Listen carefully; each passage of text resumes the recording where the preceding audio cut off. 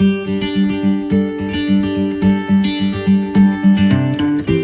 how should a Christian respond to violence?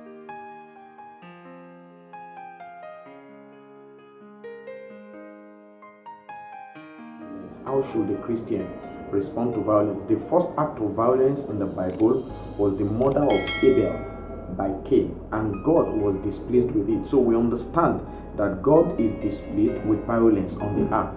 Any form of violence, wherever you see violence on the earth, God is displeased with it. Genesis chapter 6 verse 11, Bible says that God looked at the earth, and the whole earth was corrupt before him, and the earth was filled with violence. So it means whenever God sees violence, God sees corruption. In fact, every form of violence you see on the earth is a product of corruption. So how should Christians respond to violence? The first thing you should understand whenever you see violence is that there is corruption, and you must be bothered about the corruption. First of all, you must not first be bothered about how to retaliate, but how to be an influence against the corruption that you see on the earth. Now, there are two things now. The first is when you see violence around you. The second is when you are attacked, or when you are the object of violence. Now, I'm going to explain how we respond in both situations, and I'm going to take my cue from scriptures. The first, when you see violence around you, how do you respond? Matthew chapter 6, from verse 27 downwards, you see how Herod killed John. John was Jesus' cousin. Now, Herod killed John. Bible said that people were walking to and fro. There was chaos and all of that. And in, I think, verse 29 thereabout, Jesus said to the disciples, he said, go to a secret place, go to the desert and rest for a while. So understand that when you see violence around you, you need to withdraw yourself and retreat for the sake of your sanity, first of all, for the sake of your sanity, and then secondly, to develop a strategy or to re-strategize. One thing you must protect in life is your sanity. Whenever you see violence around you, don't say it will never affect you. Every violence that you see changes something in your mind. That is just the truth. So whenever you begin to see violence all around, especially when it's becoming a consistent thing, when it's becoming a brewing evil all around, the first thing you should do is go and retreat. That was what Jesus counseled the apostles. The Bible said the apostles went to him. They went to Jesus.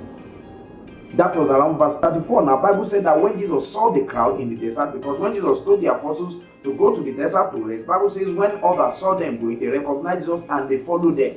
And in the desert, Bible said Jesus looked at them and he saw them as sheep without shepherd. So he began to teach them many things. So now, whenever you see violence all around, retreat. I say retreat so that you can regain your sanity. Retreat so that you can re-strategize. Retreat so that you can learn of the Lord. Let the Lord teach you many things like he did for them. Go to him. He is your shepherd. He is your shepherd. Around verse 31, when Bible was talking in that Mark chapter 6, Bible said that the people could not even as much as eat.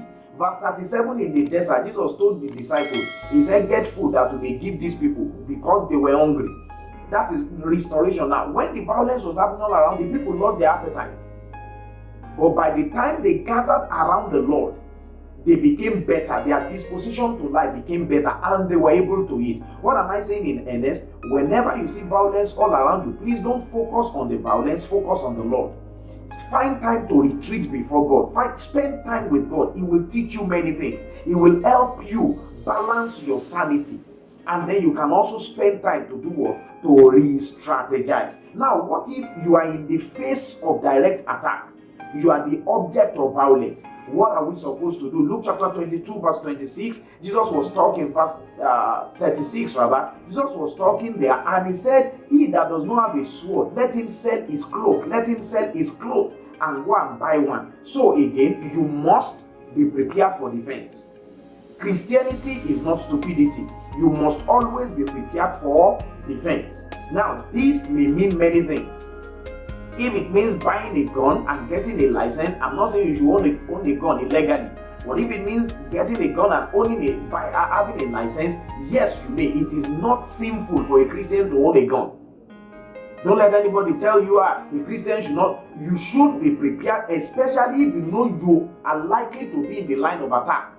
You should be prepared for defense. However, again, I said be prepared for defense, not be prepared for attack.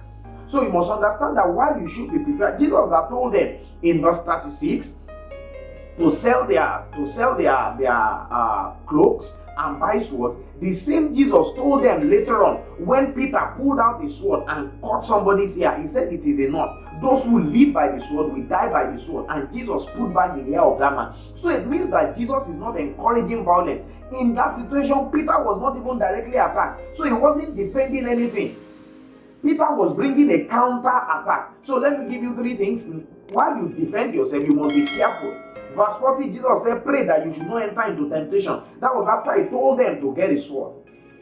So in other words, when you are planning for defense, it is very easy to be tempted to go above board. What does it mean to go above board? When you begin to attack, when you begin to retaliate, or you begin to overreact.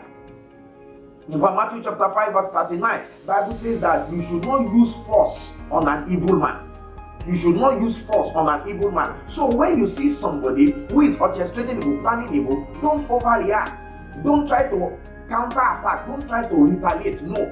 But when you are in the line of attack, be free to defend yourself. You see, the line is very thin.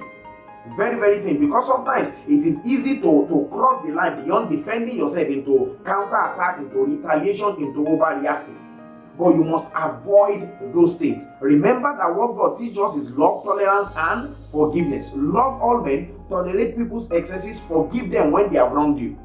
But be prepared for defense if need be. In conclusion, Romans chapter 12 verse 17 now. The Bible says that we should not repay evil for evil, but we should do that which is honorable before all men. So whenever you are in the face of direct attack, whenever you are the object of violence, the question you should ask yourself is, what is the honorable thing to do? I tell you, the honorable thing to do may not always be the easiest thing to do, but your focus must always be on the honorable thing to do. Ask yourself before you do anything, is this honorable? Don't allow your flesh to control you, because in the midst of violence, if you allow your flesh to control you, you will make a lot of mistakes.